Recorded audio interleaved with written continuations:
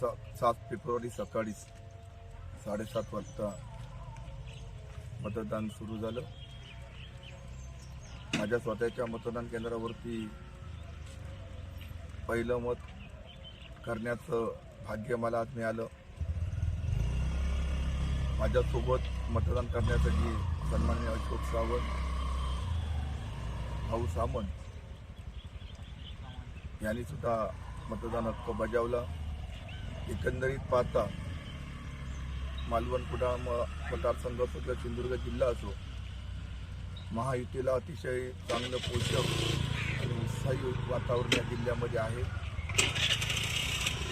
50 जिल्हा परिषद आणि 100 पंचायत समिती 100% यश यावेळी या सिंधुदुर्ग जिल्हा परिषद वरती महायुतीचा झेंडा फडकून महायुतीला मिळणार असं वातावरण संपूर्ण या जिल्ह्यामध्ये आहे।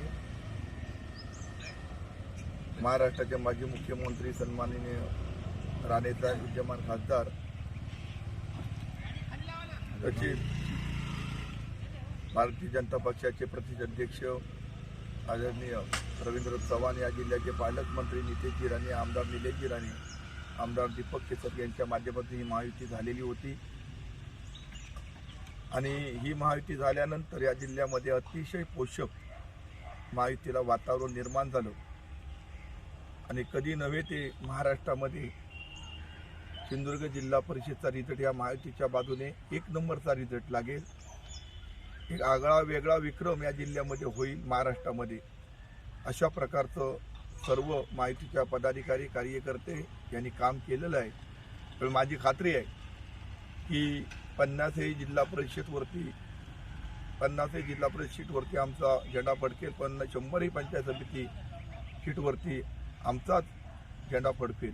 त्यामुळे विरोधक या ठिकाणी राहिलेले नाहीत आणि खऱ्या विकासाच्या बाजूने महायुती गतिमान सरकार म्हणून आज महाराष्ट्रामध्ये देवेंद्रजी फडणवीस शिंदे साहेबांच्या माध्यमातून हे सरकार चाललेलं आहे आणि विकास होताना लोकांना पाहायला मिळतो आहे।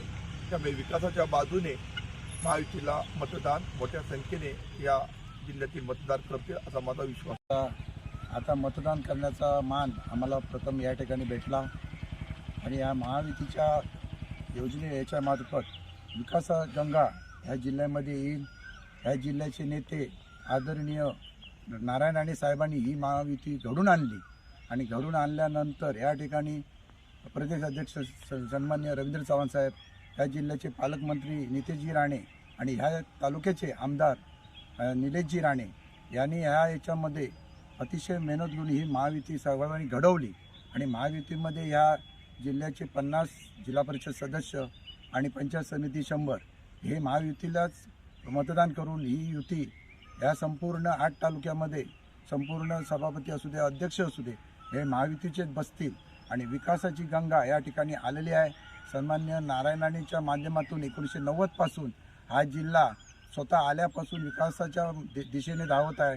नवीन नवीन योजना या ठिकाणी येत आहेत, केंद्र सरकारच्या योजना या ठिकाणी येत आहेत आणि या जिल्ह्याला एक नवीन चैतन्य निर्माण होईल या महायुतीच्या माध्यमातून आणि सर्व सीट भरघोस मताने निवडून येतील यामध्ये शंका नाही।